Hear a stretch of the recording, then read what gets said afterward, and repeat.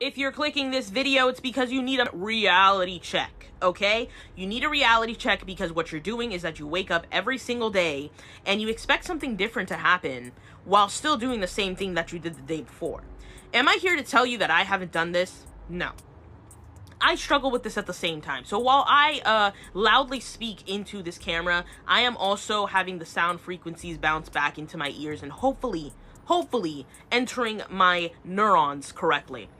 But, again, if you haven't already, please go ahead and hit that subscribe button. My name is King Ink. You guys can call me Ink. And, yeah. Reality check time. We can't expect something different to happen if we don't do something to change it. Okay? It's easier said than done, but just follow me here. Waking up day after day, getting exhausted, because at the end of the day, you still feel that amount of dread of like, damn, I don't really feel like I accomplished shit today. You're at least at the first step of like, okay, you can accept that. The next thing of that is to kind of pinpoint what it is that is kind of just starting to bother you. Be honest with yourself. Things that are bugging you. Because you can keep it in your head. I know a lot of us sometimes don't switch up things because of like the feeling of like inner pride. And it's not bad to have that, but if you have like a fucking complex with that shit, it can just like turn into like this whole snowball of bad. You want a snowball of good. I know a lot of people are like, no, but I need a fitness coach. Oh, I need a life coach. Oh, I need to pay this amount of money for this equipment. I need this type of computer. I need this type of software. I need this type of classes. Those are definitely things that people have benefited from having, but especially right now in our year 2025, there are so many resources out there for us to be able to push forward at no cost to like $1. Cheap stuff, because that's what I use. I ain't got the money right now to be investing in like yearly programs, editing software, joining like organizations and clubs, like enrolling into classes that I currently can't do right now. There's opportunity as long as you're willing to stay on track with it. It's out there. But you can't expect the next day to go differently if you end up doing the same exact shit. Okay? So for example, me trying to fix that sleep schedule, it sucks and it's annoying. I compromise with my bedtime is supposed to be from 11 a.m. to 1 a.m. That is my bracket. Because I know personally that for right now, in my youth, I can function with a bit less sleep just because it's just been something that I've experienced my whole life, where I have been overworked a lot, even as a child. It's dwindled down now just for like, you know, health reasons. I need to take care of myself and sleep is important. But if you're one of those people who are like, no, you gotta lose sleep and you gotta hustle. And if you're a night owl like me, I compromise from anywhere from 11 to 1 a.m. The end is like 1 a.m. It's like, okay, bro, you gotta chill out. 5 hours of sleep, 6 a.m. That's still a good start to the day. I'm taking melatonin. I'm having chamomile tea. If you don't have it around, ask your family, ask your friends, go on Facebook and go on the Buy Nothing groups. Buy Nothing groups are these groups locally to your city or town that basically is your neighbors trading items, giving away items for free. Find what you can.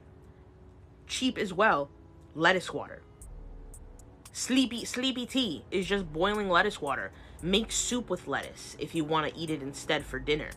That's what I've been doing, and it's cozy, it's nice. You know what has some lettuce in it that's really cozy and nice that a lot of us have had before? Wonton soup. Wonton soup. Make a good recipe for some delicious sleepy time wonton soup. Have that for dinner and get yourself cozied up. Read a little book. Do your best to not have it on your phone. I know I'm very guilty of this, but even if it's a start, read something on your phone, lower the brightness, do the color correcting thing so that it doesn't burn your eyeballs off. Because I know a lot of us could have our phone, but we don't have physical books. I'm not here to assume. If you have newspapers and you want to read those, fuck yeah, read those. If you want to read coupons and clip coupons, do that. Use whatever is around you and it's free. I've walked around my local community and I've been able to find free little libraries. I even found one during Halloween and I've gotten a few books that I'm very, very excited to be reading. self-help books, improvement, like cooking recipes, like cocktail recipes. I have a bunch of little books that I have just gotten for free from the community, and I am so excited to read them because I personally love me a physical book, and I feel like nothing can compare. But don't get me wrong, I still like reading stuff on my phone because for right now I can't afford it, but I have a library card, so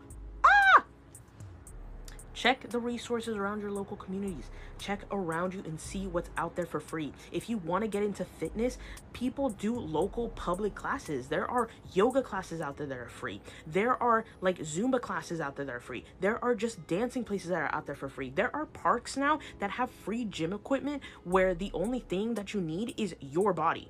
It uses your own weight to create the weight. I have done squats over there, and I'll tell you, my legs end up shaking. My legs end up shaking because I have my good amount of weight, and to be exercising with that is incredible. And it's free. Start using the 1 minute method.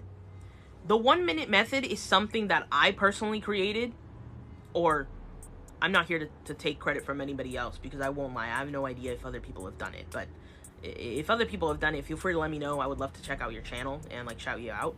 But for me, I'm calling it the 1 minute method, where instead of me pondering if I'm gonna actually do something, like whether it be starting my workout, whether it be starting a new commission that I have to work on, another project, working on my shop update, if I'm really that overwhelmed, I have to just make myself do it for a minute. Do it for a minute.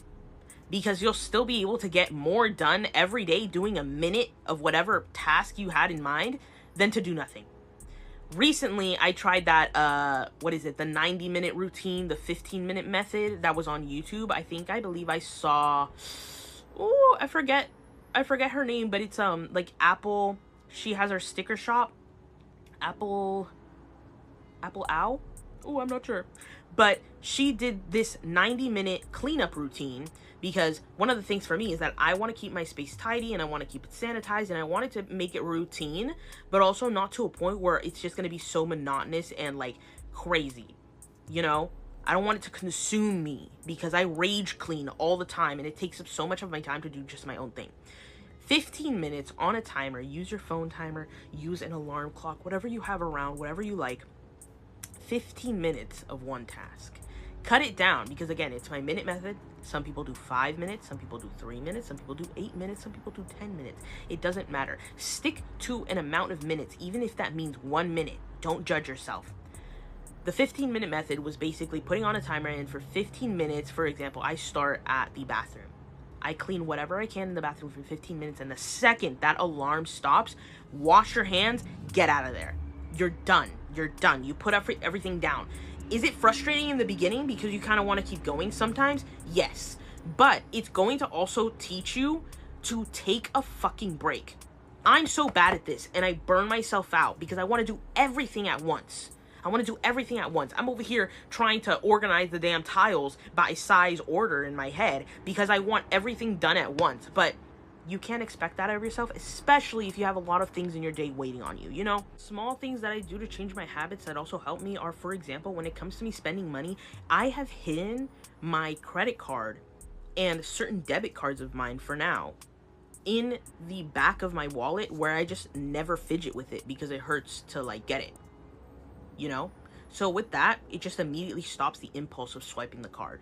Saving money right there, and that's free. Another thing that's helped me work on both budgeting and my well-being when it comes to the food choices I pick, I just buy the groceries that are going to be something that is going to be like guilt-free for me.